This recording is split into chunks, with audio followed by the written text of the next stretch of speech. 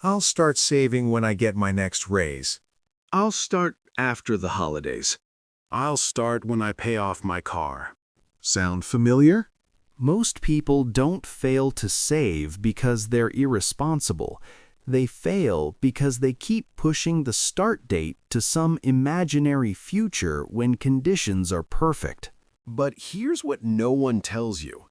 Every month you wait isn't just losing that month's savings, it's losing decades of compound growth on that money. The difference between starting at 25 and starting at 35 isn't 10 years of savings, it's hundreds of thousands of dollars. Today, I'm going to show you exactly what waiting costs you and why there's never going to be a perfect time to start. Let me show you the numbers.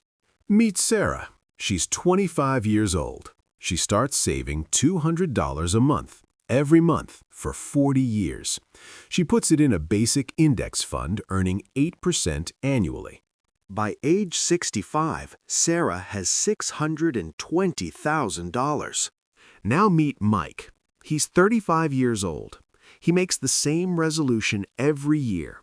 I'll start next year.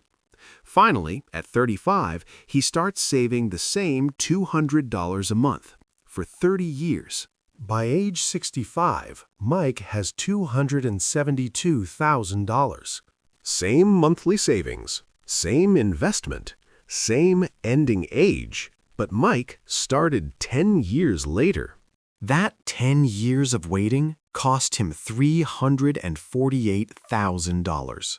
Let me break that down further. Every month, a 25-year-old waits costs them about $40 in future wealth.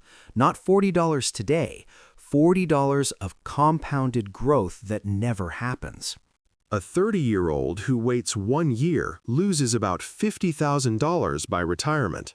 A 40-year-old who waits 1 year loses about $25,000.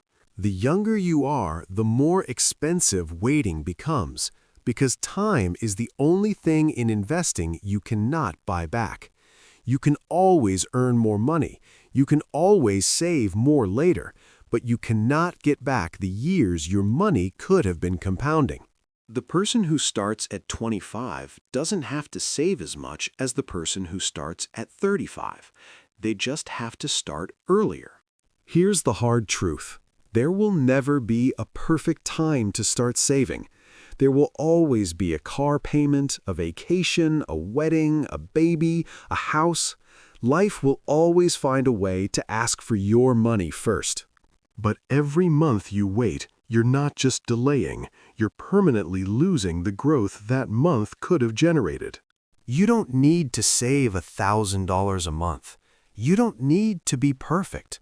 You just need to start, today, with whatever you can. $200 a month from 25 is $620,000 at 65. $200 a month from 35 is $272,000.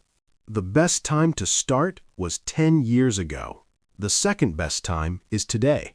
If this made you think differently about waiting, hit like and subscribe.